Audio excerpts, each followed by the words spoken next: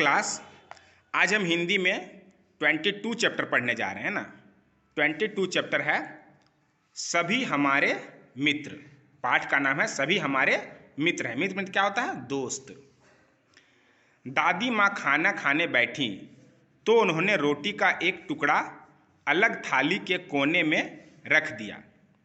जब दादी माँ खाना खाने बैठी तो खाने की थाल से रोटी का टुकड़ा तोड़ी और थाली के एक ठो अलग कोने में रख दिया, साइड करके रख दी। मीता ने देखा तो पूछा, यह किसके लिए रखा है ना। उनकी पोती मीता थी, वो पूछती, दादी ये रोटी तोड़कर तुम साइड में क्यों रखी हो? दादी माँ, चिड़िया के लिए।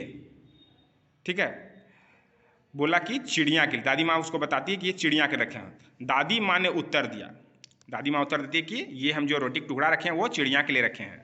पर क्यों? मीता ने पूछा। मीता पूछती कि लेकिन किस लिए? क्योंकि सभी प्राणी हमारे साथी हैं, हमारे मित्र हैं, हमें अपने मित्रों का भी तो ध्यान रखना चाहिए ना। दादी उनको समझाती है कि हम ये रोटी का टुकड़ा इसलिए रखे हैं क्योंकि सभी लोग हमारे साथी हैं, मित्र हैं। ठीक है, और हमें अपने मित्रों का ध्यान रखना चाहिए। पर मेरे मित्र तो मेरे ही जैसे हैं, मीता ने फिर से कहा। मीता नहीं समझती थी, इसीलिए बोलती है कि लेकिन मेरे जितने ही मित्र वो मेरे जैसे हैं, यानी कि वो भी मेरे जैसे बच्चे हैं। समझ गई, तुम पूछना चाहती हो जो प्राणी बोल भी नहीं सकते वो हमारे मित्र कैसे हो सकते हैं, यही ना। दादी बोलती है कि तुम यही पूछ रही हो ना कि जो प्राणी हमारे से नहीं दिखते हैं, हमारे से बोलते नहीं, वो हमारे मित्र कैसे हो सकते हैं, यही ना। हाँ देखो, गाय हमें दूध देती है, कुत्ता हमारे घर की रखवाली करता है, भेड़ हमें ऊन देती है, कोयल हमें मीठे गीत सुनाती है। इसी प्रकार सभी पशु पक्षी हमारे किसी न किसी काम अवश्य आते हैं। दादी क्या समझाती है कि गाय हमें दूध देती है, कुत्ता हमारे घर की रखवाली करता है, कोयल हमें मीठे गीत सुनाता है, भेड़ हमें ऊन देता है, और इस प्रकार से सभी पशु पक्षी हमारी मदद करते हैं, किसी न किसी हमारे काम आते हैं। तो ये सभी हमारे मित्र हुए ना मित्र हमारे, क्योंकि वे हमारी सहायता करते हैं, तो इसीलिए हमें भी उनका ख्याल रखना चाहिए। तो वे सभी हमारी सहायता करते हैं, इसीलिए वे हमारे मित्र हुए, है ना। हमें भी तो उनका ख्याल रखना चाहिए। जिस तरह से वे हमारा ख्याल रखते हैं, हमें कुछ देते हैं, उस तरह हमें भी उनका ख्याल रखना चाहिए, है कि नहीं।